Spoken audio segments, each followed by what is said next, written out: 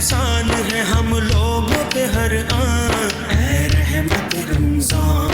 फिर एक बरस बाद है एक माह की मेहमान, ऐ रहमत रमजान, ऐ रहमत रमजान, ऐ रहमत रमजान, ऐ रहमत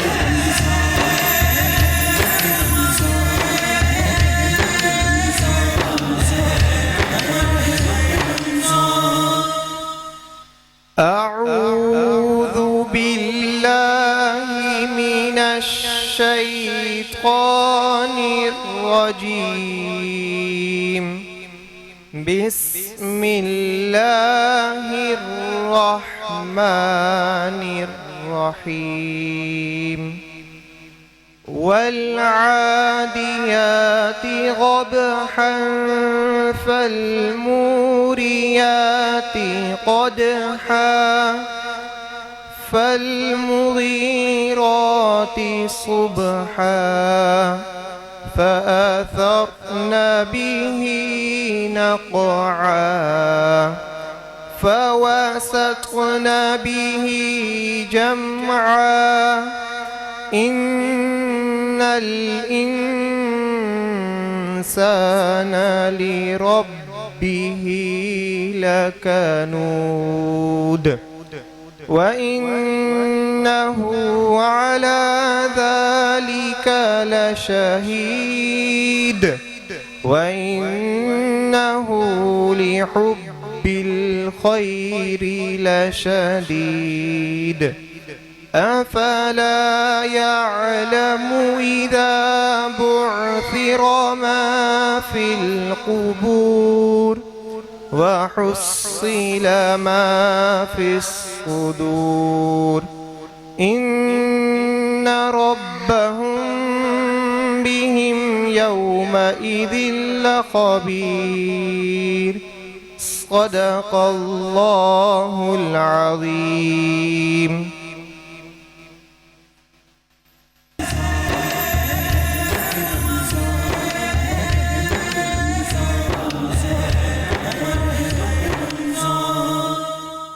कि हमारे पास कुरान थेरेपी है, हम उस कुरान थेरेपी से लोगों के किसी भी आज़ा पे जहाँ कैंसर होता है वहाँ पे ऑलिव ऑयल को खौल तवा गर्म करते हैं। अच्छा। और उसको उस जगह पे लगाते हैं। एक बुजुर्ग है जिनका नाम है हज़रत पीर उस्मान गनी साहब, पूरी दुनिया में बड़े फेमस हैं और लाखों लोगों की खिदमत कर चुके हैं। अच्छा। और बड़ी बड़ी यूनिवर्सिटीज़, ऑक्सफोर्ड में उनके लेक्चर्स होते हैं, बड़ी बड़ी यूनिवर्सिटीज़ में लेक्चर होते हैं। ये उन्होंने हमें सिखाया है। अच्छा।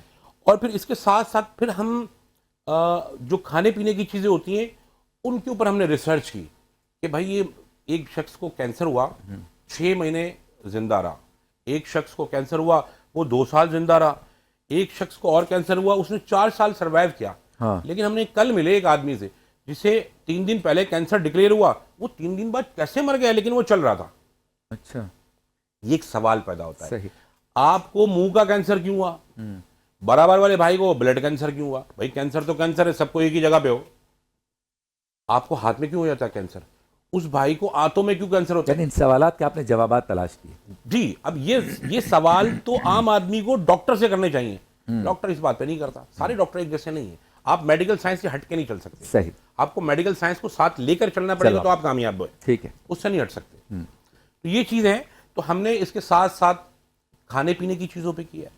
अब खाने पीने की चीजों की एक छोटी सी शॉर्ट में आपको चीज समझाऊं शबीर भाई, आप बड़े सीनियर आदमी है अल्हम्दुलिल्लाह, कि अगर आप नींद की गोली लेते हैं और आपको नींद नहीं आती, हाँ, तो 1 हफ्ते बाद आप 2 गोली ले लेंगे। सही। आप 2 गोली लेंगे 1 हफ्ते बाद, फिर आपको नींद नहीं आएगी, फिर आप 1 महीने बाद 3 गोली ले लेंगे। सही।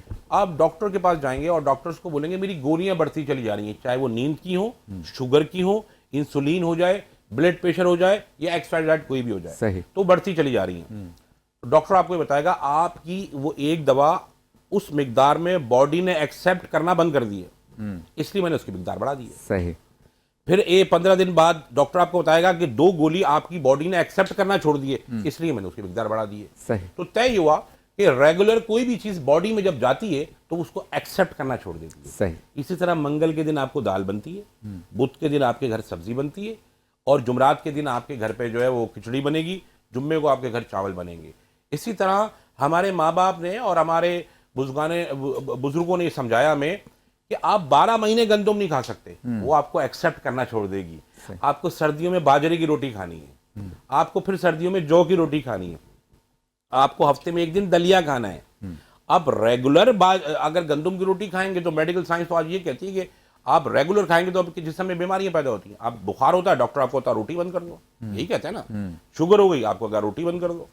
अच्छा, आपने बताया कि जैतून का तेल या इस तरह की चीज़ें आप उस मुतासरा उस पर गर्म करके जी खोल तावा होता है, मतलब आप उसको देख नहीं सकते। तो इसके बाद कोई प्रोसीजर है या ये कर लिया तो सही हो गया? ऐसा नहीं है। अच्छा, ये भी मैंने आपको समझाया कि कोई भी ऐसी चीज़ जिसे आप रूहानी पे तो कर रहे हैं लेकिन निज़ाम ज़िंदगी में नहीं ला रहे, वो नहीं हो सकती। सही। उसके साथ साथ अब उनको समझाना पड़ता है, ये डाइट प्लान है आपका। सही। उनको चेक करना पड़ता है कि आप ये कर रहे हैं या नहीं कर रहे हैं, क्योंकि कैंसर में इंसान कैंसर से नहीं मरता। ये एक बहुत बड़ा झूठ है। दुनिया भर में, अमेरिका में बड़े बड़े डॉक्टर्स ने प्रेस कॉन्फ्रेंस की, मैं आपको गूगल से निकाल के दिखा सकता हूँ। उनका ये कैंसर का मेडिसिन का कारोबार दुनिया का बहुत बड़ा खौफ का धंधा है। हाँ, किस चीज का धंधा है? डरा डरा के कमाओ। सिर्फ खौफ का धंधा है। इस दुनिया में जब भी कोई कामयाब हुआ, चाहे वो एक जालिम हुक्मरान हो या कोई छोटा सा सरकारी किलर को, वो सिर्फ खौफ के धंधे से डराता है इंसान को। तो कैंसर का खौफ का धंधा है। सही। कैंसर से कोई नहीं मरता। अच्छा, मुंह के कैंसर के बारे में बताएं, बहुत ज्यादा है। जी मैं आपको समझा रहा हूँ। इसकी देखिए बात ये तकलीफ क्या है कि कैंसर में, अभी मैंने आपको ये बात बताई कि बहुत सारी चीजें हैं जो मुख्तलिफ चीजों से कैंसर फैलता है। अब किसी भी आप डॉक्टर से ये बात सवाल करेंगे, भाई मुझे मुंह का कैंसर होगा ना, कैंसर है, वो आपको ये जवाब देता है। तो फिर मेरे हाथों में क्यों हुआ? बोला वो कहेगा कैंसर है। भाई मेरे ब्लड को कैंसर हुआ, वो कहेगा कैंसर है। ऐसा नहीं है। अगर आप किसी भी लिक्विड का इस्तेमाल करेंगे प्लास्टिक के, तो वो आपकी जिस प्रोसेस से गुजरता है उसमें गुर्दे में कैंसर हो जाएगा। अच्छा। और ब्लड में कैंसर हो जाएगा। ठीक है। लेकिन आंतों में नहीं होगा। अच्छा। प्लास्टिक की चीजें खाने से मुंह में कैंसर नहीं होगा। अच्छा। क्योंकि लिक्विड में चला जाता है। होता यह है कि आपकी बॉडी का एक छोटा सा आपको समझना पड़ेगा, फिर आपको ये बात समझ में आ जाएगी कि अगर आप एप्पल खाएंगे तो मुंह का कैंसर होगा, अगर आप मौसम्बी खाएंगे, मिसाल के तौर पे समझा रहा हूं आपको, तो जिगर का कैंसर हो जाएगा, आप गुटखा खाएंगे तो फिर आंख का कैंसर हो जाएगा। ये आपको बातें उस वक्त समझ में आएंगी। जो हमारी निज़ाम ज़िंदगी है, इसमें जो अल्लाह ने हमारी बॉडी बनाई है, वो एक निज़ाम के तहत चल रही है। वो निज़ाम कौन सा? जिस तरह सूरज, चांद, सितारे, हमने पैदा होना है, हमने मर जाना है, हमने खाना है, हमने पीना है, सोना है, उठना है, वो एक निज़ाम डिसाइड कर दिया अल्लाह ताला ने। उसके मुताबिक हमारी चीज़ें चल रही हैं। आपके पास एक गाड़ी है, उस गाड़ी में आप पेट्रोल की जगह डीजल डालोगे तो क्या होगा? Engine seize. इसलिए कि उस गाड़ी में डीजल का सॉफ्टवेयर नहीं है भाई। हाँ, इसलिए सीज हो जाएगा। जिस चीज का सॉफ्टवेयर होगा वही चलेगा। आप एक ग्राइंडर मशीन लाएं, उसमें टमाटर पीसेगा, आप उसमें पत्थर डालेंगे तो क्या होगा? टूट जाएगा। हर इंसान को ये बात समझे। उसी जूसर मशीन में जब आप खरीदते हैं तो उसमें आपको मेन्यू कार्ड मिलता है। सही। वो बताता है आप इसमें टमाटर डालें, आप प्याज डालें, आप इस्तेमाल ये कैसे डालें, करना है, लेकिन आप पत्थर नहीं डाल सकते। हमारी जो बॉडी है वो भी यही निज़ाम है। हम क्या कर रहे हैं कि हमारे माँ बाप जो उस जमाने में 100 साल में लोग जिंदा होते थे, हमने अपने बचपन में किसी को कैंसर में मरते हुए नहीं देखा। अगर कोई बीमार हो जाता तो लोग बहुत परेशान होते थे। हाँ। इसमें या तो काला लम हो गया है या फिर इसकी अल्लाह ने पकड़ कर ली है। अल्लाह। वो खौफ हुआ करता था। उस वक्त खौफ अल्लाह का होता था। तो उस जमाने में लोग क्या करते थे? खाना सही खाते थे, फिर उनका निज़ाम ज़िंदगी बिल्कुल दुरुस्त था। अब आज के ज़माने में क्या है कि आप जो है वो डालडा घी खाते हैं। ये घी जितने भी हैं, XYZ में तो एक उसका नाम निकाल के लेगा, लेकिन नेचुरल घी का आप इस्तेमाल कर सकते हैं। कोई भी घी हो, कोई भी ऑयल हो, आप नेचुरल का इस्तेमाल कर सकते हैं। मतलब आप ये देखिए कि अल्लाह ताला ने बहुत सारे लोगों को ऐसी चीज़ें मैंने उसमें देखी है कि चर्बी जो हराम करार दी गई है। अगर चर्बी आपके पास नहीं होगी तो आपकी आंतें खुश्क हो जाएंगी। हाँ। ज्यादा चर्बी नहीं खा सकते आप, कम चर्बी। लेकिन कुछ ना कुछ जरूरी रिवाज जिसे कहा जाता है। तो घी का इस्तेमाल है, आपकी गुड़ का इस्तेमाल है। अब वो सारी चीजें हट गई।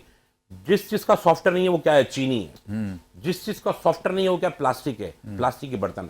आप चाय मंगा लेते थैली के अंदर, हाँ। आपका एक सेल पैदा हुआ बॉडी में। अच्छा। हम तमाम लोग जो यहाँ पे बैठे हुए ना, अगर हम अपनी बॉडी को स्कैन कराएंगे तो हमारे अंदर सेल जरूर मिलेंगे। पार्सल वाली चाय जो होती है, बिल्कुल ऐसे ही है। हमारी तमाम लोगों की बॉडीज में सेल, जो लोग भी हमें देख रहे हैं वो सुन लें, वो सुबह जाके आगे में चेक करा लें, किसी भी हॉस्पिटल में चेक करा लें, हमारी बॉडी में सेल जरूर मिलेंगे। सही। लेकिन हमारी बॉडी में उस कैंसर के सेल को या उस नेगेटिव सेल को बाहर से कोई भी नहीं मार सकता, खुद पॉजिटिव सेल्स मारते हैं। अब वो खाने पीने से दुरुस्त होते हैं। हमने खाना खत्म करना है मगरिब के फौरन बाद, सही, जो हदीस है। सही। कब खत्म करना है? मगरिब के फौरन हम बाद। 11 बजे खाते हैं। हम 11 बजे खाते हैं। अगर आप मगरिब के बाद खाना बंद कर देंगे तो आप सही हो जाएंगे। आप 3 सांसों में पानी पिए। जब आप 3 सांसों में पानी पिएंगे तो सही हो जाएंगे। अब हमने हुजूर की हदीस तो सुनी हुई है। हाँ। अब हुजूर से मोहब्बत में हम 3 सांसों में पानी पीते हैं, लेकिन कभी कभी बहुत सारे लोग 3 सांसों में नहीं पीते, कहते भाई मैं 1 लीटर बोतल पी सकता हूँ। लेकिन मेडिकल साइंस ने इस पर रिसर्च की। शबीर अबू तालिब भाई, आप ये सोचें कि उन्होंने मेडिकल साइंस ने बताया कि जो आप मजहबी पॉइंट ऑफ व्यू से 3 सांसों में पानी क्यों पीते हैं, और बैठकर उसके पे भी घुटने क्यों पीते हैं, वो भी मैं आपको बताता हूँ। इसलिए पीते हैं कि आपकी जो लाइट जल रही है ये न्यूट्रल और फेस से जलती है। ये जो बल्ब है इसमें जो करंट आ रहा है वो न्यूट्रल एक जगह से आ रहा है, दूसरी जगह से किसको कहते हैं? फेस आ रहा है। अब न्यूट्रल फेस की तादाद दोनों बराबर होगी तो बल्ब जलेगा, अगर एक कम हो जाएगी तो फ्लक्चुएशन करेगा। इसी तरह कोई भी चीज जो अल्लाह ने पैदा की है, तो जिसमें सेब हो गया, रोटी हो गई, खजूर हो गई, कोई भी चीज खाने की, वो न्यूट्रल है। फेस क्या है उसका? ये थूक, ये वैसलीन है। अच्छा, इसको उस मिकदार के बराबर जाएगी तो पूरा बल्ब जलेगा। सही। जो हुजूर ने आपको बताया 3 सांसों में पानी पीना, भाई जब आप 1 सांस में पानी पी के गिलास को बाहर निकाल लेते हैं तो आपके मुंह में थूक जमा हो जाता है। फिर दूसरी सांस में पी के गिलास को बाहर निकालते हैं, फिर थूक जमा होता है। फिर तीसरी सांस में जब पी के निकालते हैं फिर थूक जमा होता है। अब ये 3 सांसों में मिसाल के तौर पर मेडिकल पॉइंट ऑफ व्यू से 1 mm या 2 mm थूक की जरूरत होगी तो वो जाएगा तो पानी फायदा देगा, नहीं तो नहीं देगा। जहां तक आपने बैठ का ताल्लुक किया, अब ये सब लोग जानते हैं कि हुजूर ने फरमाया बैठ के खाना खाओ, बैठ के पानी पियो। तो आप उसका हल सुनिए। हमारी इंसान की बॉडी में 5 किलो खून होता है। सही। अगर आप इस तरह बैठे रहेंगे तो 3 किलो खून नीचे हो जाएगा, 2.5 किलो नीचे हो जाएगा, 2 किलो नीचे हो जाएगा, ठीक है ना? वो खून नीचे आ गया। आप डाइनिंग टेबल पे खाना खा रहे हैं, खून यहीं पर है। सही। आप नॉर्मल बैठे हुए हैं, खून यहां पर है, ऐसे ही ना। फिर हमने सारे दिन अपने ऑफिस में काम किया और घर में जाके सो गए, बिस्तर पे पाँव रखे, खून यहां पर है। लेकिन जब आप बिस्तर पे सोते हैं तो आपके पाँव में दर्द होता है। वो जो खून 24 घंटे वहां पड़ा रहता है वो फिर जमना शुरू हो जाता है। अच्छा। उसको गर्दिश करना है। सही। कैसे करेगा? जब आप जमीन पर बैठेंगे तो वो 2.5 किलो खून ऊपर आएगा। अच्छा, कब कब आएगा? जमीन पर बैठने से। अच्छा। आपको ये समझना पड़ेगा कि अगर आपके दिमाग में खून ना हो तो क्या होगा? दिमाग बंद हो जाएगा। दिल में अगर खून ना हो तो क्या होगा? दिल बंद हो जाएगा। समझ आपको? जिस तरह हम खाना खाते हैं ना, मेडिकल पॉइंट ऑफ व्यू से इंसान का सबसे बड़ा दिमाग, दुनिया की सबसे बड़ी यूनिवर्सिटीज, सबसे बड़े अहमियत रखने वाले डॉक्टर्स बताते हैं कि इंसान का सबसे बड़ा दिमाग आंत को कहा जाता है। अच्छा, दिमाग को नहीं कहा जाता। क्या बात। तो ये सारी चीजें जब आप बैठ के खाना खाते हैं तो वो 2.5 किलो खून ऊपर आ जाता है। और जब वो ऊपर आता है तो वो अपनी मिकदार पूरी लेके खाने को हजम करता है, ब्लड की सर्कुलेशन को बेहतर करता है, दिमाग की सर्कुलेशन को बेहतर। अब वो जमीन पे बैठने पे इधर ऊपर खून मिकदार में पूरा जाएगा। जब आप जमीन पे नहीं बैठेंगे 24 घंटे में 1 घंटे तो खून यहाँ रहेगा। बहुत शुक्रिया। कैमरा आपके सामने है, क्या पैगाम देना चाहेंगे लोगों को इस हवाले से, जो आपकी फील्ड है, मजहबी हवाले से भी और मेडिकली हवाले से? लोगों को यही पैगाम देना है कि जितनी भी अननेचुरल चीज़ें हैं उनसे दूर हो जाएं। हमारे पास सैकड़ों की तादाद में मासूम बच्चे हैं जो 5 साल 6 साल से लेके 11-12 साल हैं और उनकी ज़िंदगी का चिराग गुल होने के लिए 15 दिन रह गए, किसी को 1 महीना रह गया। अल्लाह। उनकी माएँ मातम कर रही हैं सिर्फ चिप्स खाने पर। ये जो आपको बाहर चिप्स मिलते हैं, ब्रांड के चिप्स मिल रहे हैं, सिर्फ ये चिप्स खाने पे। अब वो उसकी जो जिंदगी की खुशियां और दूल्हा बनने के लिए सोचती थी ना, वो अब ये सोच रही है कि इसको मैं दफनाने की हिम्मत कहां से लेकर आऊं। अल्लाह। इसने तो मर जाना 15 दिन बाद। सिर्फ इसीलिए कि वो लोग जो अपने बच्चों को बाहर की चीजें खिलाते हैं उससे दूर हो जाएं। जो बाहर की चीजें जिस तरह कोल्ड ड्रिंक हो गई, बाहर की अननेचुरल चीजों में और बहुत सारी चीजें, प्लास्टिक के बर्तन हो गए, खास तौर पे दुनिया भर में जो सबसे ज्यादा पाबंदी लगाई जा रही है वो ओवन पे लगाई जा रही है। हमारे मुल्क में किस्तों में मिलता है, जापान ने इजाद की, वहां जापान की गवर्नमेंट ने उस पर पाबंदी लगा दी। आप ओवन में खाना गर्म नहीं कर सकते। क्यों? उससे कैंसर का सेल पैदा होता है। और नॉर्मल सेल अगर मिसाल के तौर पे 12 घंटे में 1 पैदा होगा, फिर 12 घंटे में 2 पैदा होंगे, फिर 12 घंटे में 3 पैदा होंगे, तो कैंसर के सेल्स सही। अगर 100 हैं तो 12 घंटे में 200 हो जाएंगे, फिर 12 घंटे में 400 हो जाएंगे, फिर 12 घंटे में 800 हो जाएंगे। इतनी तेजी से कैंसर का सेल्स बढ़ता है कि वो इंसान को वहीं लटा देता है। अच्छा,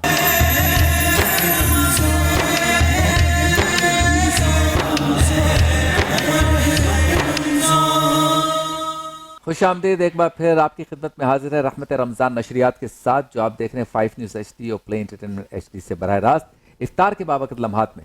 और वक्फे पे जाने से पहले से बदर शाह साहब से बड़ी ही मालूमाती, दिलचस्प और खूबसूरत गुफ्तगू हो रही थी। अब चलते हैं उस सेगमेंट की जानिब जिसमें हकीम शाह नज़ीर हमारे साथ होते हैं। रोज़ाना हम उनसे भी जिक्र करते हैं, बात करते हैं, गुफ्तगू करते हैं बीमारियों से मुतालिक, और कोशिश करते हैं कि कोई ऐसे टिप्स मिल जाएँ कि बीमारियों के बाद हम दवाइयाँ लें, इससे बेहतर है कि एहतियात कर लें। सेगमेंट का नाम है एहतियात लाजिम है।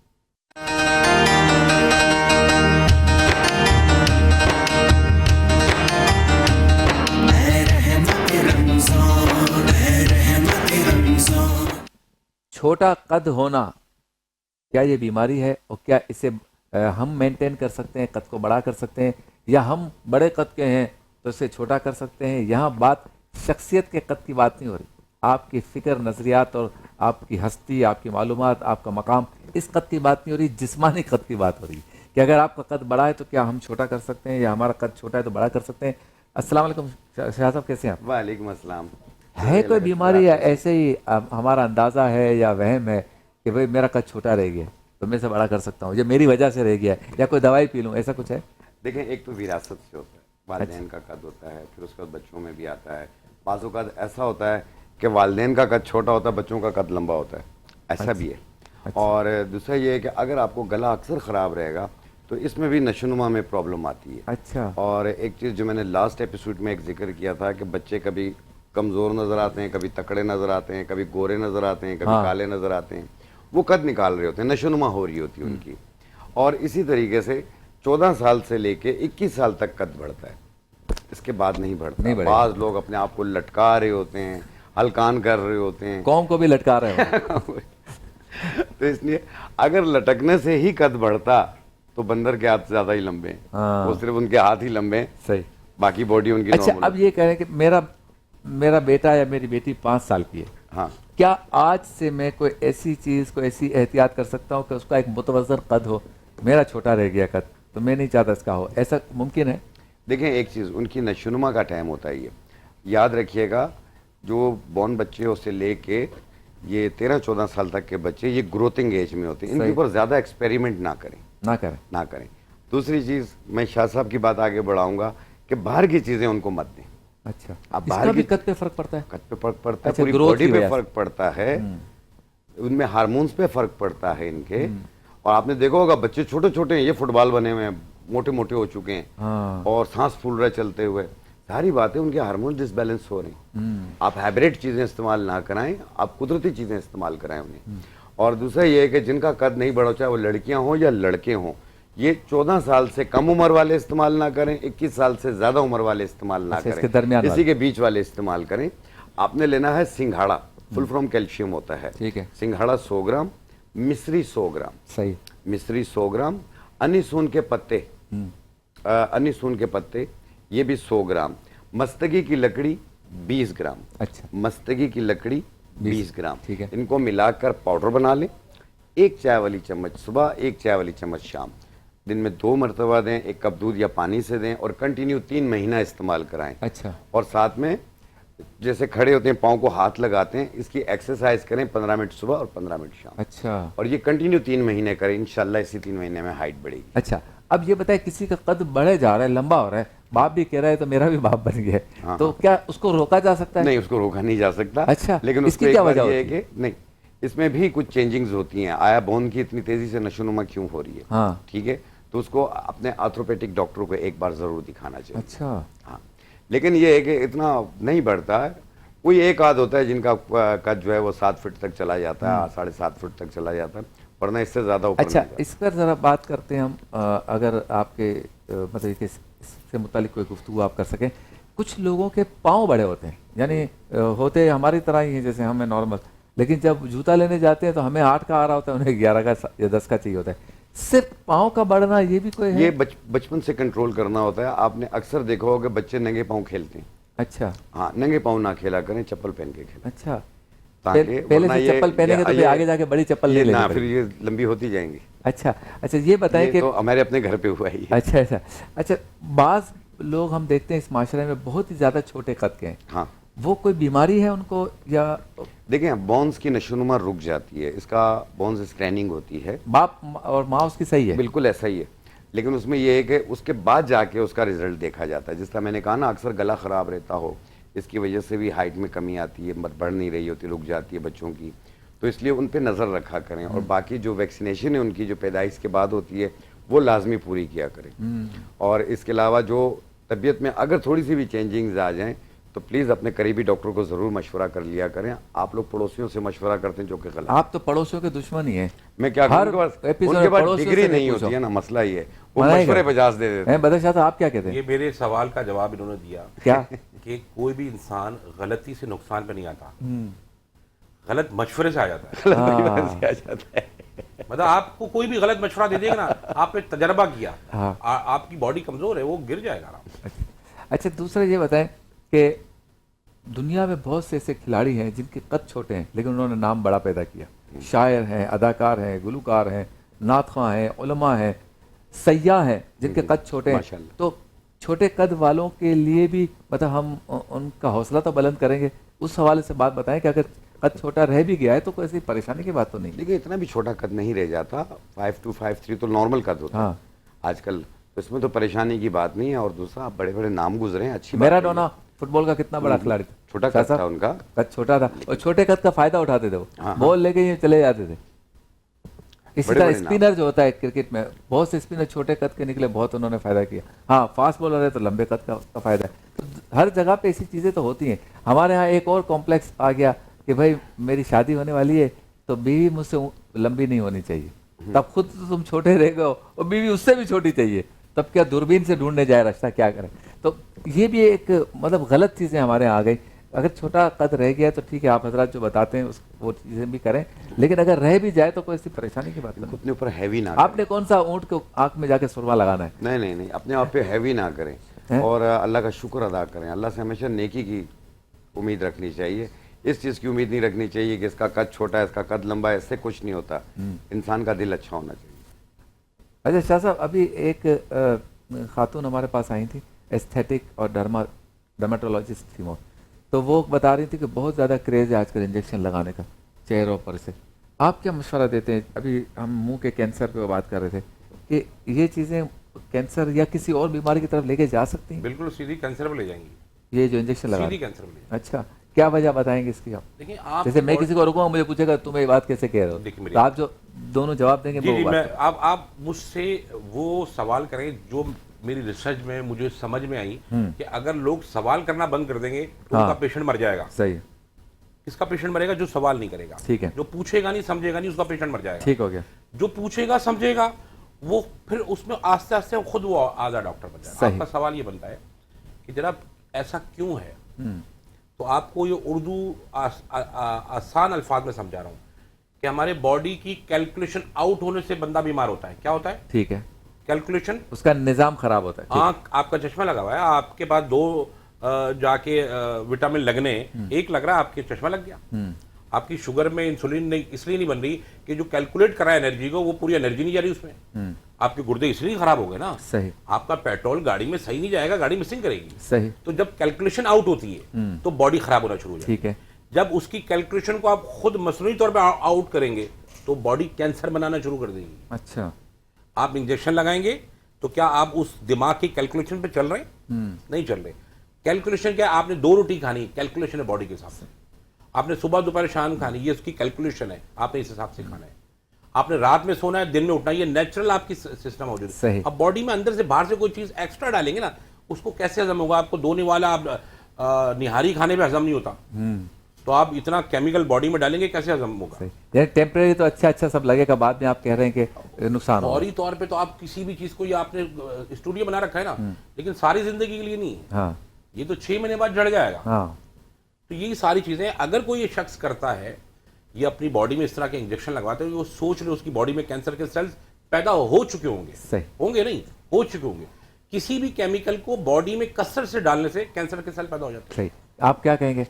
मैं बिल्कुल इसी बात पे इत्तेफाक करूंगा। आपने तो अच्छी चीजें बताई हैं चेहरे पे लगाने के, बिल्कुल जड़ी बूटियों वाला इलाज। मैंने कभी भी ग्लूकोथायन या इस टाइप के इंजेक्शन या इन चीज़ों से अवॉइड ही करवाया। अच्छा। हम वो जड़ी बूटियां बताते हैं जिनमें विटामिन सी और ग्लूकोथायन की मिकदार पाई जाती है। उसमें गुले गुड़हल एक फूल आते हैं, वो 1 गिलास पानी में 1 फूल रोजाना रात को डिप कर दें और सुबह निहार मुँह छान के पिएं। ये आपको फौरी तौर पे गोरा नहीं करेगी, आस्ते आस्ते आपका कलर साफ होता जाएगा। अच्छा, कम से कम ये 2 महीने यूज करेंगे, आप उसका रिजल्ट देखें। और ये है भी नेचुरल। नेचुरल चीज़ है, कोई केमिकल नहीं है, कुदरती चीज़ है ये। आपने पानी में भिगोना है और इसका पानी पीना है। आप गुले गुड़हल इसका नाम है, आप इसका इस्तेमाल कीजिए, कोई साइड इफेक्ट नहीं है, आंख बंद करके कीजिए। अच्छा शाह साहब, हमारे यहाँ रूहानी लोग तो ये कहते हैं आप अच्छे अमाल करें, दरूद पाक पढ़ें, फजर की नमाज कज़ा ना करें, आधी रात को उठ के कुरान पढ़ें, तहज्जुद गुजारी करें, हर वक्त ज़बान पे वज़ाइफ रखें, आपका चेहरा गोरा ही गोरा है, आपके चेहरे पे नूर ही नूर है, आपके चेहरे पे जाज़बियत ही जाज़बियत है, आप हमेशा जवान या जवान जैसे ही रहेंगे। बाकी अब बुढ़ापा आना है तो वो तो अब 70 साल की उम्र में मैं चाहूँ कि 17 साल का लगूँ, तो ये हर वक्त तो मुमकिन नहीं। बस आप मुमकिन है, हाँ, मतलब हर वक्त हर किसी के लिए हर हर वक्त चीज मुमकिन है। आप 100 साल की उम्र में जवान लगते तो मैं तो कहता हूँ कि ये वाले काम कर लेने चाहिए। नहीं, आप कुछ भी लगा ले, मेरी तरह खूबसूरत नहीं बनेंगे। नहीं बनेंगे। अच्छा, लेकिन कौम पूरी चाहती भी है कि आप जैसा खूबसूरत ना बने। बहुत शुक्रिया आप दोनों का। शाह साहब, मैं आखिरी में 2 जी, अल्फाज प्लीज, आपको जरूरी मैं बता दूं। एक ये कि आपने अभी बच्चों के सवाल करें जी, मैंने इस पे बड़ा काम किया। इसका सिर्फ हल इतना सा है, जिस तरह आपने गौस पाक का सुना होगा, उनकी वालदा गई और उनका 15 सिपारे, उन्होंने कहा मुझे आते हैं, कहा मैं पेट में था। तो दुनिया में हो गई रिसर्च। अब इसराइल पे आ जाए। इसराइल में अगर कोई औरत प्रेग्नेंट होती है तो उससे पूछते हैं बच्चा क्या करेगा, बोले डॉक्टर इसको दिखाओ 9 महीने डॉक्टर्स की, आपका बच्चा क्या करेगा, जी वो साइंसदान बनेगा। तो 9 महीने साइंसदान की बल्कि फाइनेंस वालों के कैलकुलेशंस वगैरह करती है ना। अब वो क्या होता है, वो इसराइल को दिखा के बच्चों को, उनको तो उन्होंने गुलशन के बराबर इसराइल है और पूरी दुनिया में हुक्मरानी कर रहा है। मेरे भाई ये आपको समझना पड़ेगा। बच्चों की परवरिश के लिए, बच्चों की जो तस्वीर हमारे पहले जमाने में माएँ बहनें लगाती थी ना कि आप इसको देखते रहे, तो मेडिकल साइंस ने ये बताया कि पिरोता है औरत का दिमाग बच्चे को, वाह वाह, जैसा पिरोएगा वैसा निकलेगा। बहुत खूब। सबीर भाई एक जुमला जल्दी का है कि यहाँ आके मैं बहुत कुछ सीखने को मिलता है और यहाँ आके जो मजहबी बातें और शरई बातें मिलती हैं, यकीन कीजिए मेरी नॉलेज में भी नहीं है जो मैं सीख के जाता हूँ। आपका शुक्रिया। वेलकम बैक, खुश आमदीद। एक बार फिर आपकी खिदमत में हाजिर है रहमत रमज़ान नशरियात के साथ, जो आप 5 न्यूज़ HD और प्ले एंटरटेनमेंट HD से देख रहे हैं बरह रास्त। चूँकि हम मौजूद हैं उस जगह पर जहाँ से पकना है और बनना है खाना, और मेरे दिल के करीब हैं शेफ असद, तो आप समझ गए होंगे कि उस सेगमेंट की तरफ हम जा रहे हैं जिसका नाम है इफ्तार मज़ेदार।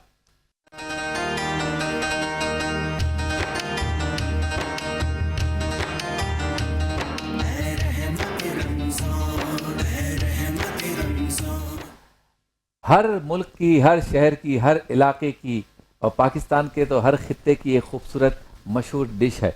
अच्छा, हमारे यहाँ पाकिस्तान में डिशों के नाम के आगे कभी कभी उन शहरों के, उन ज़बान बोलने वाले या बरादरी वालों के नाम आ जाते हैं, जो कि सारे ही खूबसूरत है माशाल्लाह। जैसे मिसाल के तौर पर पिशावर की मशहूर कढ़ाई मिलती कराची में, लेकिन जब आप पिशावर में जाते हैं तो वहाँ लिखा होता है कराची की मशहूर कढ़ाई।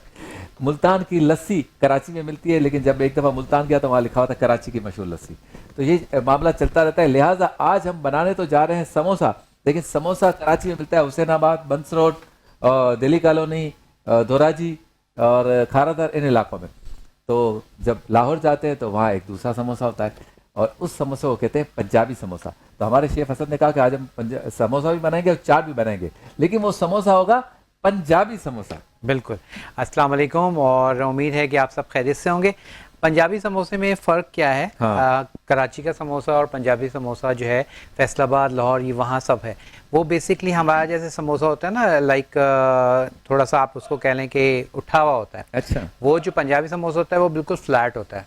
अच्छा। उसमें क्या है, फ़र्क क्या है? मसाले में भी फ़र्क है, लेकिन उसकी शेप में भी थोड़ा फ़र्क है। हमारे समोसे को बना के उसको थोड़ा सा स्टे कराते हैं, उसको रखते हैं और उसके बाद फिर वो अपनी जगह को बरकरार कर लेता है और फिर उसको फ्राई करते हैं। वो जो पंजाबी समोसा है ये फटाफट बना के फ़ौरन फ्राई करते हैं, फिर उसको ही तोड़ के चाट बना के दी जाती है। अच्छा। तो आज हम वो बना रहे हैं। अच्छा, उसके लिए अब सबसे पहले क्या है कि जो समोसे की जो पट्टी है वो भी मैं आपको बताऊंगा, किस तरह से उसको शेप देनी है, क्या है वो सब आपको बताएंगे। लेकिन पहले इसका मसाला हम तैयार कर लेते हैं। अच्छा, मसाले के लिए आपको मैं दिखाता चलूँ, यहाँ पर मैंने आलू और उसके साथ मटर बॉयल करके यहाँ रख लिए हैं। ठीक है, आलू और मटर हमारे पास यहाँ बॉयल हैं। उसके बाद ये तमाम स्पाइसेस हमने यूज़ करने हैं, जिसमें नमक, ठीक है, हल्दी, लाल मिर्च, कुटी हुई लाल मिर्च, ज़ीरा, और इसका ख़ास इंग्रेडिएंट है कसूरी मेथी। पंजाबी समोसे में कसूरी मेथी जो है उसका इस्तेमाल किया जाता है। अब ये कितनी कितनी मिकदार में लेना है ये सब आपकी स्क्रीन पर आपको नज़र आ जाएगा। इस वक्त स्क्रीन पर आपको डो का जो है सारा सामान लिखा हुआ नज़र आ रहा है कि जिससे हमने जो पट्टी गूंदनी है, यानी कि जिससे हमने समोसा बनाना है, वो डो का सारा चीज़ें आपके सामने आ रही हैं। अच्छा, अब यहाँ पर मसाले के लिए हमने इसको ज़रा सा बस कड़कड़ाया है और उसके बाद हम ये डाल देंगे इसमें आलू और उसके साथ हम डाल देंगे ये मटर। ठीक है। अच्छा, नॉर्मली हम जो कराची में समोसे बनाते हैं उसमें हम मसाला जो है वो पकाते नहीं हैं, मसाले को पकाया नहीं जाता, बल्कि सिर्फ और सिर्फ आलू को उबाल के उसमें साबुत ज़ीरा वगैरह सारा कुछ डाल देते हैं। लेकिन इसमें क्योंकि कसूरी मेथी भी डली है, इसका फ्लेवर बहुत डिफरेंट होता है, बहुत मज़ेदार बनता है। और उसकी अच्छा, चाट भी इसी की बनती है? बिल्कुल, समोसा चाट कहलाती है बेसिकली। तो उसमें पहले हम ये समोसा बनाएंगे, और अगर कराची में आपको ये खाना है तो ये इस तरह का नर्सरी पे मिलता है समोसा चाट, तो वहाँ का भी काफ़ी अच्छा है, फेमस है।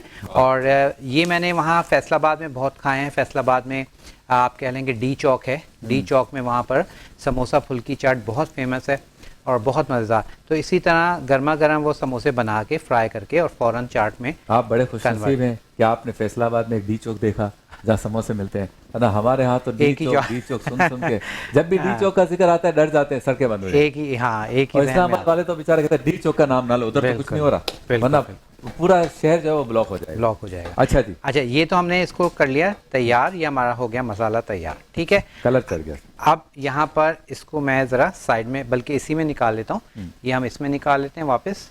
ठीक है, चलिए, और इधर दूसरी जानिब इसको मैं तेल को गर्म होने रख रहा हूँ ताकि हम समोसे को फ्राई कर सकेंगे। अच्छा जी, अब बात कर लेते हैं जो समोसे हमने बनाने, उसका आटा हमने कैसे गूंदना है। ये हमारे पास आटा गूंदा हुआ है, ये आट है। ठीक है। अच्छा, अब इस आटे को गूंदने के लिए आपने क्या करना है, स्क्रीन पर आप देखेंगे आपके सामने इसका रेशो आ जाएगा। हमें मैदा चाहिए, मैदे में हम यूज़ करेंगे ऑयल, उसके साथ अजवाइन का इस्तेमाल होगा, ठीक है, नमक का इस्तेमाल होगा, और पानी के साथ हम इसको गूंदेंगे। अब यहाँ पर मैंने इसमें अजवाइन डाली हुई है। नॉर्मली इसमें हम कराची में इसमें अजवाइन की जगह ज़ीरा डालते हैं, लेकिन इनमें आपने अजवाइन डालनी है। ठीक है, अब करना क्या है, एक आपने इसका पेड़ा बनाना है। ठीक है, जैसे हम रोटी के लिए पेड़ा लेते हैं उस तरह से हम पेड़ा लेंगे, दरमियाने साइज़ का, और इसको हमने रोल करना है। तो यहाँ पर काउंटर में मैं थोड़ा सा मैदा लूँगा और इसको हमने रोल करना है। इसकी हमने बेसिकली हमने इसको रोटी बेलनी है। ठीक है। अच्छा। और इसकी शेप क्या देनी है मैं बताऊंगा, बाकी मैंने इसमें आप प्रोग्राम से पहले मैंने बेल के रखी हुई है थोड़ा टाइम, ताकि हमारा सेफ हो जाए। अच्छा, अब इसको आपने रोलर से बस आपने इसको बेलना है। ठीक है, जिस तरह से हम रोटी को बेलते हैं बिल्कुल उस तरह से, और खूबसूरत बेलन है स्टील का, पतली आपने इसको बेलना है। तो लकड़ी के बेलन और स्टील के बेलन में असल में क्या फ़र्क है? अब लकड़ी के बेलन में क्या होता है कि आटा जो है ना, वो अक्सर आपने देखा होगा औरतें उसको खुरच रही होती हैं। हाँ, तो वो चिपक जाता है। तो इसमें ये है कि इसमें ये चीज़ नहीं आती। हथियार वैसे औरतों का ये बेलन इससे काफ़ी काम लेती है, काफ़ी काम, यानी पका रही होंगी रोटी, और रोटी पकाते पकाते बच्चों को तुमने होमवर्क किया या नहीं किया, या मैं इधर आऊँ, और फिर साथ साथ पहले तो अपने शोहर को भी पहले तो कहा जाता था रात को शॉपिंग के लिए जाना है, फिर लग गए काम कि बेलन से पिटाई होगी। मल्टीपल पर्पस अंदर मैं अंदर कहाँ जाऊँ अच्छा जी, अब ये देखें, ये हमारे पास को लगता है आप अंदर करके छोड़ो ये हमारे पास रोटी बिल गई है। ठीक है, रोटी बेलने के बाद इसको हमने यहाँ से हाफ कर देना है। ठीक है, ये वाह वाह, ये हमने हाफ कर लिया। ये हमारे पास 2 समोसे जो हैं उसकी डो तैयार हो गई। अब इसको हमने शेप देना है। शेप देने के लिए देखें, ये आपने, मैं आपको बता रहा हूँ, इधर से समझ लें, जो हमने जहाँ से कट किया है इसको, वहाँ से आपने इसको ऐसे ट्रायंगल बनाना है। वाह वाह, ये देखिए समोसे की शेप आ गई। ये अब मैं इसको आपको इस तरह घुमा के दिखाता हूँ। ये देखिए, जहाँ से हमने इसको कट किया है वहाँ से आपने इसको उठा के इधर लाना है, और फिर इसको उठा के इधर लाना है। लेकिन अब यहाँ पे मैं इसे समझाने के लिए किया है, अब मैं आपको बना के दिखाता हूँ हाथ पे किस तरह से करेंगे। ये देखें, ये देखें, इस तरह से आपने अपने एक फ्लिप किया उंगलियों के ऊपर। अब इस पर आपने पूरे के ऊपर क्या किया, ये पानी लगा दिया। पानी लगाने के बाद ये दूसरा एज जो है इसके ऊपर रख के इसको आपने ऐसे प्रेस कर देना है, चिपका देना। ठीक है, प्रेस कर दिया। अब ये हमारे पास पॉकेट तैयार हो गई। क्या बात, पॉकेट तैयार हो गई। अब इसके अंदर जो हमने फिलिंग रेडी की है वो फिल कर देंगे। ठीक है, फिल करने के बाद इसको हमने बंद करना है और अगेन हम यहाँ पर सारे पे पानी लगाएंगे। खुद ही चिपक जाएगा। ठीक है, पानी इस पे के पानी लगाते हैं, इसमें कोई लई बनाने की ज़रूरत नहीं, कोई कुछ नहीं। अब यहाँ पर आपकी आसानी के लिए मैं यहाँ रख के आपको बता रहा हूँ कि इसको आपने ऐसे प्रेस कर देना है। ठीक है, वाह वाह वाह, ये देखिए क्या बात है। तो ये हो गया हमारा समोसा तैयार। ठीक है, अब पंजाबी समोसे में क्या है, जब हम यहाँ बनाते हैं तो इसको बना के इस तरह से एक के आगे एक रखते जाते हैं और काफ़ी देर इसको छोड़ देते हैं। सही। उसके बाद ये शेप ले लेता है। वहाँ पर अब बस इसको डायरेक्ट फ्राई करने के लिए डाल देंगे तो ये फ्लैट हो जाता है। सही। तो इस तरह से इसको हमने क्या करना है, समोसों को तैयार करना है। तो चलिए बाकी भी मैं थोड़े समोसे से आप तैयार करें। जे डॉट का करता हूं। शुक्रिया जो हमारे लिए मलबूसात भेजते हैं, और ये आप देख रहे हैं ग्लैम गैस, इनका शुक्रिया जिन्होंने इतना बड़ा सिस्टम ओवन का, माइक्रोवेव ओवन का, पूरा ये कुकिंग का हमारे सिस्टम दिया है। सैक का शुक्रिया, SSC जिनकी प्रोडक्ट्स आपके सामने हैं। हमारे शेफ असद बहुत ही मोहब्बत के साथ और शौक के साथ उसको इस्तेमाल करते हैं। क्लासिक का शुक्रिया के मुख्तलिफ फ्राइज हमारे सामने। बिल्कुल, बस इसी तरह से देखें हमने इसको रोल करना है। ठीक है, पहले पानी लगाना चाहें पहले पानी लगा लीजिए। ठीक है, इस तरह से पूरे के ऊपर आप इस तरह से पानी लगा लें। तो और ये चीज़ जब आप एक दफ़ा बनाएंगे, प्रैक्टिस में आ जाएगी, तो आप देखेंगे खुद ब खुद सही आपके समोसे बनना शुरू हो जाएंगे। अच्छा, इसमें जो दाने दाने नजर आ रहे हैं ये इसमें है अजवाइन। ठीक अच्छा, है, हमारे कराची वाले समोसे में भी होती है, उसमें ज़ीरा होता है। जीरा होता है। और समटाइम ज़ीरा होता है, किसी में ज़ीरा नहीं भी होता, सादे होते हैं। लेकिन ये है कि अजवाइन वाले जो है वो बहुत डिफरेंट फ्लेवर आता है, ज़ीरे से भी बहुत अच्छा आता है। ठीक है, तो अब वो आपकी चॉइस है, जो भी आप इसमें लगाना चाहें, भरना चाहें। जायके में भी अच्छा लगता है, दिखने में। हाँ, अच्छा, अब यहाँ पर एक चीज़ और कि नमक पारे, अक्सर लोग पूछते हैं कि नमक पारे की डो यही है। अच्छा, इसी को आप कट कर लें, नमक पारे बना लें। अच्छा, ठीक है, तो ये देखें, ये लेकिन हमारे ये पास घर में बनता है ना, रेडीमेड तो नहीं मिलते ये? क्या चीज़? ये नहीं, ये पट्टी तो देखें आपके सामने मैंने आटा गूंदा और उसको बनाया और इसकी शेप आपके सामने मैं बना रहा हूँ। सिंपल रोटी बना के आपने हाफ मून कट किया और उसके बाद आपने इसको अच्छा, इसमें असल में लोग डंडी बड़ी मारते हैं हमारे दुकानदार। ये माल जो है ना असल, हाँ, ये कम डालते हैं। वो क्या होता खाली है, पापड़ी खा रहे होते हैं हम। नहीं, उसको आप हिला के डुगडुग आवाज मतलब मसाले की आवाज समोसा दे रहे हैं तो उसके अंदर माल भी तो डाले ना। हाँ। खाली पापड़ी दे दी आपने, हमारा खर्चा करा दिया। बिल्कुल, तो ये माल पूरा डाल रहे, देखें इस अब तरह मैं देखें कितना जबरदस्त देखें होगा। हाँ, हाँ, मालपूरा तो बिल्कुल होता है, बहुत मजे का होता है। मालपूरा भी खिलाएंगे इंशाल्लाह, आप क्यों फिक्र करते हैं। तो लेकिन बस अभी इस तो तरह। इस माल के पूरे करने की बात हो रही है। वैसे आज पाकिस्तान की टीम ने सारे माल पूरे कर दिए। हाँ, बिल्कुल, सारा माल पूरा कर दिया। नौजवान बच्चों ने 205 का 20 ओवर में जो टारगेट न्यूजीलैंड ने दिया था, 16 ओवर में पूरा कर दिया।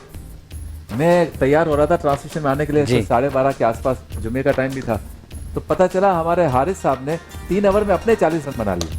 क्या बात। और एक कोई बच्चा है नया, बच्चा क्या कहेंगे, माशाल्लाह, अल्लाह ताला ने इज्जत उरूज बख्शा, हसन नवाज जी, 105 रन 16 ओवर में नॉट आउट गए, 1 विकेट के नुकसान बना लिया। इसका मतलब करंट है भाई। हल्का ले रहे हो क्या? हमें हल्का नहीं लो।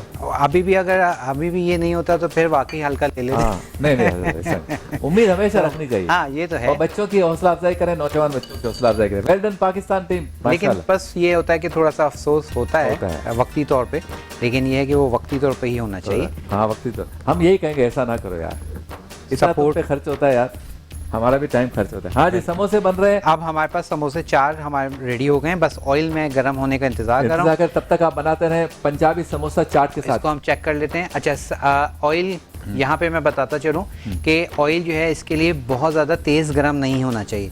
अच्छा, तेज़ गर्म ऑयल होगा, समोसा आप ऑयल में डालेंगे तो क्या होगा, अक्सर समोसों के ऊपर आपने देखा होगा बबल्स आए हुए होते हैं। तो वो जो आप कह लें कि जो इसकी टेक्सचर है इसका समोसे का, वो थोड़ा ख़राब हो जाता है। तो वो होता है कि अगर आप इसको ज़्यादा गर्म ऑयल में डाल देंगे उसकी वजह से। तो आपने इसको ज़्यादा गर्म ऑयल में नहीं डालना, नॉर्मल ऑयल बस हम देखेंगे।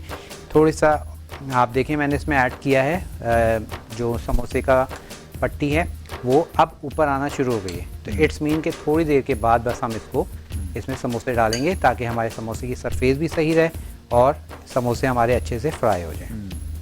और साथ ही साथ मैं एक और बना लिया है। चलें जी, आप इसको, अच्छा, यहाँ पर अगेन ऑयल ज़्यादा ठंडा होगा तो भी आपका समोसा सही नहीं बनेगा, ऑयल ज़्यादा गर्म होगा तो भी आपका समोसा सही नहीं बनेगा। तो इसलिए मेक श्योर कीजिएगा कि आपका जो ऑयल है वो बेहतर होना चाहिए। ऑयल चेक हो रहा है। अभी भी थोड़ा सा इसको मैं और करूँगा। अच्छा, अब यहाँ पे जैसे मैंने कहा कि ये जो पट्टी बच जाती है, कुछ हो जाता है, ख़राब हो जाती है, इसको आप कट करके नमक पारे बना लीजिए। ठीक है, इस तरह से आप बच्चे भी शौक से खाते हैं, पापड़ी बन जाती है। बिल्कुल। आप वैसे तेल कौन सा पसंद करते हैं? कुकिंग हाँ, अपने अपने टेस्ट की बात है या डिश के हिसाब से यूज? मैं नाम नहीं ले सकता, लेकिन ये है कि इम्पोर्टेड है एक, और बहुत अच्छा हमारे पाकिस्तान में वो प्लांट लगा हुआ है। फर्क पड़ता है असल में अच्छे तेल से? बेसिकली मैं हमेशा ये कहता हूँ कि तेल कम यूज़ करें, बस इसलिए कि आप जो खाना है ना उसमें कलर और ख़ूबसूरती आ जाए। और जायका जो है, हम वो जायके वाला तो वो निहारी और वो उनमें फ़र्क है जिसमें तरी होती है। आजकल आपको पता है इतना ट्रेंड नहीं है, तरी कम होता चला जा रहा है, तो बस ये है। बस तेल देखो, तेल की धार देखो।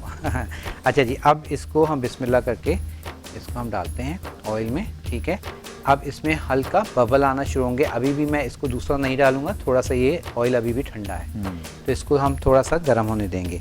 बस ये मेक श्योर कीजिएगा कि इसको, अगर आपने कराची वाले स्टाइल में बनाना है तो आप इसको शेप देके तकरीबन आप 1 घंटा, आधा 1 घंटा इसको रेस्ट। अच्छा, ठीक है, उसके बाद मैं इसको रेस्ट नहीं दूंगा क्योंकि मुझे फ्लैट चाहिए। तो इस वजह से अब आपकी चॉइस है कि जिस तरह से आप बनाना चाहें इसको आप फ्राई कर लें। ठीक है, तो इसमें हम तीसरा एक और डाल देते हैं, बिस्मिल्लाह। बस इसको हम फ्राई करते हैं और फिर हम आएंगे चाट की जाने। अच्छा, चाट के लिए जो है यहाँ पर आप देखें मैंने सारे लवाजमात रखे हुए हैं। जैसे ही समोसे हमारे पास फ्राई होंगे इससे हम चाट बनाएंगे। अच्छा, चाट के लिए हमने क्या करना है, हमें दही चाहिए, दही के साथ ही हमें चाहिए, वहाँ पर होती है इमली और आलू बुखारे की चटनी। अच्छा। तो यहाँ मेरे पास इमली आलू बुखारे की चटनी है, हरी चटनी है नॉर्मल जो हम यूज़ करते हैं, और फिर चाट का मसाला है। ये सारी चीज़ें हम अपने चाट में यूज़ करेंगे। और साथ ही साथ हमारे पास ये फ्राइंग हो रही है, और उसके साथ साथ बाकी हम छोड़ देते हैं, टाइम कम है तो बाकी हम बाद में डालेंगे। ये समोसा भी है और समोसे के साथ साथ इसी की चाट भी। बिल्कुल। एक ही चीज़ को 2 जगह इस्तेमाल करें, यानी पका तो लिया आपने, अब आप चाहें तो सिर्फ समोसे के एतबार से खाएं, चाहे तो चाट बना लें। और ये पंजाबी समोसे जो है आप बना के फ्रीज़ कर लीजिए, जब भी आपका दिल चाहे आप निकालें और आराम से इसको आप जो है एंजॉय कर सकते हैं। अच्छा, कुछ अर्से पहले तक तो असद भाई ये ट्रेंड ही नहीं था, औरतें जो है उसी वक्त समोसे बनाती थी, दोपहर को शाम को पका लेती थी। अब तो ट्रेंड हो गया फ्रोजन। बिल्कुल। और ये फिरोजा ने बताया है फिरोज को कि भाई तू जाके बड़ा वाला कि तुम जो है ना वो ये वाला नेट वाला जी। फिरोजा ने बताया फिरोज को कि जाके समोसे ले आ फिरोजन। तो मैं खाली कढ़ाई में डालूंगा। असल में होता क्या है कि अभी वैसे भी अब ये ट्रेंड इसलिए हो गया कि आप देखें 60 रुपए का एक समोसा हो गया। अब अगर आप 6 समोसे भी मंगाते हैं तो आप देखेंगे बात कहाँ चली जाती है। और घर में आप उसी अमाउंट में जितने के 6 समोसे आप मंगा रहे हैं फ्रोजन, उसी में आप बना के इसको रखते हैं तो वो दर्जनों बन जाते हैं। तो ये फ़र्क है, और बेहतर यही है कि घर में आप अपना सेहत सफाई के साथ बना के रखें। जी हाँ, फ़र्क होता है, बिल्कुल। घर का क्या बात है समोसों की, बिल्कुल ऐसे ही। बल्कि अब तो सारी फ्राइयाँ असद में वो फ्रोजन ही आ रही हैं। और मैं तो ये कहता हूँ अगर बाज़ार से भी मंगवाएं तो अच्छी जगह से मंगवाएं, जहाँ से आपको पता हो कि वहाँ उसका तेल अच्छा है।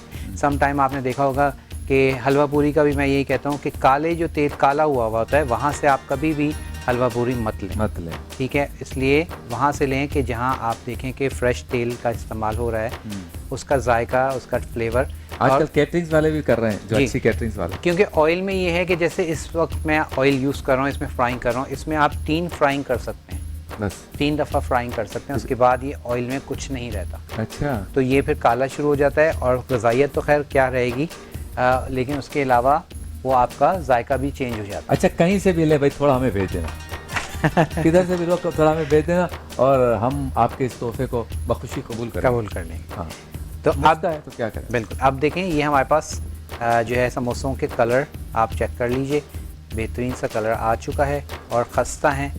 अभी मैं आपको इसको तोड़ के भी दिखाऊंगा। ठीक है, तो ये हमारे पास ये ब्राउन होने, बिल्कुल ब्राउन हो रहे हैं, क्रिस्पी हो गए हैं, ब्राउन हो गए हैं। और अब ये वाला मैं निकाल लूँगा। मज़ीद ब्राउन नहीं करेंगे इसको, मर्ज़ी है आपकी, आप इसको मज़ीद करना चाहें मज़ीद ब्राउन कर लीजिए, लेकिन ज़रा सा इस कलर में देखें बेहतर लगता है। सही, ठीक है, तो अब वो आपकी चॉइस है कि आप इसको मज़ीद ब्राउन भी कर सकते हैं। इसको थोड़ा सा मैं इधर रखता हूँ ताकि ये स्टेन हो जाए, और साथ ही हम 2 और डाल देते 2 और डाल देते हैं। बिस्मिल्लाह। समोसे आज चलें, मुझे ऐसा लगता है मैं इफ्तार से पहले किसी चौक पे खड़ा हूँ। चलिए। अच्छा, अब ये है कि ये देखें, ये समोसा हमारे पास तैयार है और इसका साउंड, ये क्रिस्पी देखें। वाह वाह वाह। ठीक है, क्रिस्प आपको फील हो गया। अब ये काफ़ी गर्म है, इसको मैं स्पून से तोड़ता हूँ। चम्मच दे दूं? नहीं, ये मैं ये ले लेता हूँ, इसी से तोड़ते हैं। इसको आपने ज़रा सा टर्न करना है, इसको आपने टर्न करना है कपड़े बचा के। और यहाँ पे आप देखें, ये हमारे पास समोसा जो तैयार हो गया है। एक हो गया, दूसरा भी हो गया कामयाबी से। ठीक है। अच्छा, अब ये देख रहे हैं जो ऑयल ज़्यादा हाँ। गर्म था, तो ये देख रहे हैं स्किन फौरन हो खराब गया हो वो। जाती है। इसको अब हमने समोसे को तोड़ना है। चाट में तब्दील कर रहे हैं। बिल्कुल, इसकी अब हम बना देंगे चाट। ठीक है, अब इसके ऊपर हमने डालना है जनाब दही। ठीक है, ये हमने दही डाला, सिंपल दही है, कुछ भी नहीं डाला हुआ। उसके साथ हम डालेंगे इसमें चटनी, ये चटनी कौन सी है? आलू बुखारी और आलू इमली की। ठीक है, और इमली। उसके साथ हम डालेंगे थोड़ी हरी चटनी, ये वही है पुदीना, धनिया, हरी- पुदीना, हरी मिर्च की चटनी। और उसके साथ हम डालेंगे ये इसके ऊपर मेरा ख्याल है इसका काम हो गया, निकाल लें। चलिए जी, ये हाँ बिल्कुल ज़्यादा हो गया थोड़ा सा। तो ये हमारे पास समोसे जो है तैयार हैं और आपके कपड़े बच गए। हर वक्त अलर्ट रहने का फ़ायदा। मेरा फ़ायदा ना, इसलिए जे डॉट वाले कहते हैं कि आप रख लिया कर भाई। ये तेल वाले कपड़े कहाँ रखे हैं? अच्छा जी, तो ये इसको हम बंद कर देते हैं। अल्हम्दुलिल्लाह समोसे हमारे पास हो गए तैयार। वो भी हटा दीजिए। और ये देखिए जी, इसकी ज़रूरत नहीं है ना? जी तो समोसा चाट भी हमारे पास रेडी है और समोसे भी रेडी हैं। और उसके साथ साथ जो है, अब आप इसको एंजॉय कीजिएगा, देखिए, बनाइए। बहुत सिंपल सी रेसिपी है। अगर कोई भी चीज़ मिस हो जाती है तो फिर इंशाल्लाह आप इसको YouTube पर देख सकते हैं, चैनल 5 के YouTube और फेसबुक पर सेगमेंट पे, और फेसबुक पे भी आप देख सकते हैं। और उसके साथ साथ जनाब, अगर फिर भी और डिफरेंट वैरायटी के पकोड़े, समोसे, इस तरह की रेसिपी आपको चाहिए, आप मेरे YouTube चैनल पर विज़िट कर सकते हैं, जा सकते हैं और वहाँ जाके भी आप देख सकते हैं। Let's cook with chef Asad subscribe कर लीजिए और चैनल पसंद आए रेसिपीज़ तो उसको लाइक कीजिएगा। जल्दी से मैं इसका रिकैप दे देता हूँ। जो हमने समोसों की पट्टी बनाई है, डो बनाई है, इसके लिए हमने मैदा ले लिया था। मैदे में हमने शामिल कर दिया था जनाब नमक। नमक के साथ ही आप डालेंगे अजवाइन। अजवाइन के साथ ही आप इसमें ऐड करेंगे ऑयल। ऑयल डाल के उसको अच्छे से मिक्स करें और नॉर्मल पानी के साथ आटा जैसे गूंथते हैं वैसे आटा गूंथ लीजिए। थोड़ा सा ये आटा सख्त रहेगा। आधा घंटा 1 घंटा इसको रेस्ट दें। उसके बाद रोटी बेलें। रोटी बेलने के बाद उस रोटी को कट कीजिए बीच में से, हाफ मून जिसको हम कहते हैं, आधा आप कह रहे हैं चांद सा बन जाएगा। अब उसको आपको शेप देना, मैंने आपको बता दिया कि किस तरह से शेप देना है और उसको शेप दे के और फ्राई कीजिए। आलू हमने उबाल लिए थे, मटर उबाल लिए थे और आलू मटर में हमने ऑयल लिया तकरीबन 4 खाने का चम्मच। उसमें हमने नमक, लाल मिर्च, हल्दी पाउडर, ठीक है, उसके साथ कसूरी मेथी, ख़ास इसका इंग्रेडिएंट है, वो आपने डालना है और ज़ीरा डाल के अच्छे से मिक्सअप करें ऑयल में और आलू को डाल के उसको पका लें। वो फिलिंग हमने इसमें फिल की और यहाँ पे हो गया तैयार। क्या बात है। अब सारे काम बता दिया आपको, सजा के भी दिखा दिया। शेफ असद तो ड्राइंग डिज़ाइन सब करके बता देते हैं। अब ये नहीं कहना ये समोसे बेचने कैसे हैं। समोसे वाले यूं आवाज़ लगा लें, बिक जाएगा।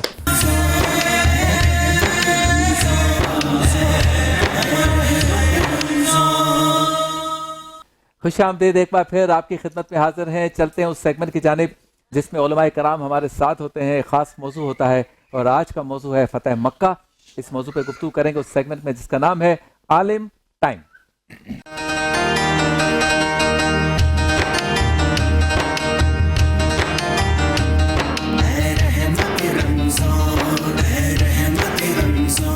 अच्छा, फ़तेह मक्का का आज हमारा मौजू है। मुफ्ती गुलाम दस्तगीर साहब, वक्त चूँकि कम है लेकिन इतना बड़ा वाक़या है तारीख़ इस्लाम का, तो फ़तेह मक्का से पहले क्या हुआ, कुछ थोड़ा सा जिक्र हो जाए कि इसके बाद फ़तेह मक्का हुआ।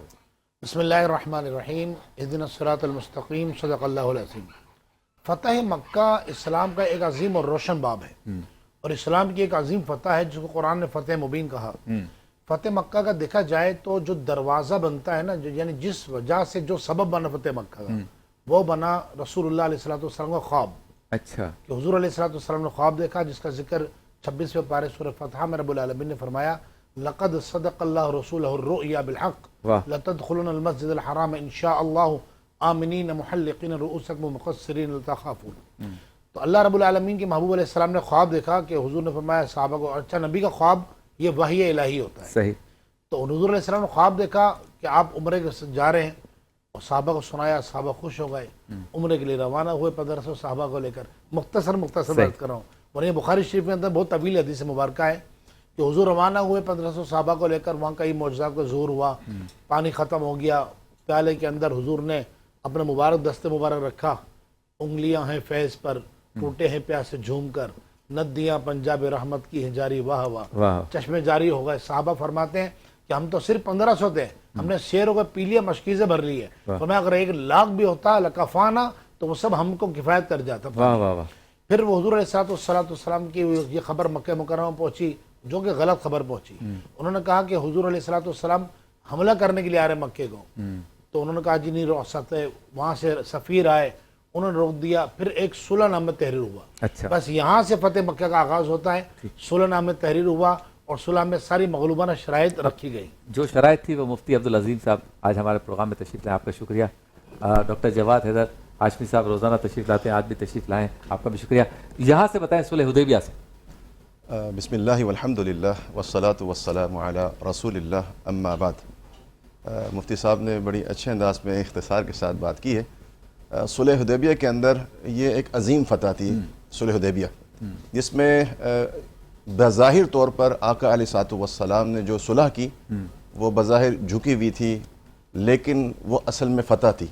वाह। और उसमें यही मामला था कि मुशरिकीन मक्का जो थे वो आप अलैहिस्सलाम से रौब और दबदबे में आ गए थे, इसीलिए वो सुलह करने आए। तो ये सुलह एक आप अलैहिस्सलाम का रौब भी था, उन पर दबदबा भी था कि जिसकी वजह से वो सुलह पर, वरना इससे पहले उन्होंने जंगें की हैं। हाँ, अब ये सुलह की तरफ आए तो आप अलैहिस्सलाम का एक खासा था। जी हाँ, तो जिस तरह नबी अस्सलाम ने फरमाया कि अल्लाह ताला ने मुझे मदद दी है मेरे रौब के साथ। दुश्मन 1 महीने की मुसाफत पर दूरी पर होता है और अल्लाह ताला मेरा रौब उस पर डाल देता है। ये आका की एक खुसूसियत है।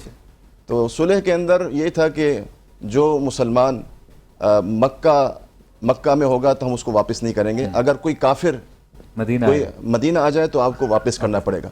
अगर कोई कैदी भागकर मक्का से, मुसलमान कैदी भागकर मदीना आएगा, वापस कर देंगे, उसको वापस करना पड़ेगा। इस तरह के जो सुलह के शिक थी वो सारी काफिरों की फेवर में जारी थी बज़ाहिर। तो उस पर उमर रज़ी अल्लाह अन्हु ने आप अलैहिस्सलाम के पास आकर यही बात की थी कि अल्लाह के नबी, क्या आप हक पर नहीं है? आप अल्लाह के रसूल नहीं है? क्या अल्लाह हमारा रब नहीं है? हम हक पर नहीं है, तो हम इतनी दबी हुई सुलह क्यों कर रहे हैं? तो आपने उस पर यह कहा था कि मैं अल्लाह का रसूल हूँ और मैं वही करता हूँ जो मुझे अल्लाह ने हुक्म दिया होता है। बहुत खूब जी, हुजूर मुकम्मल कीजिए।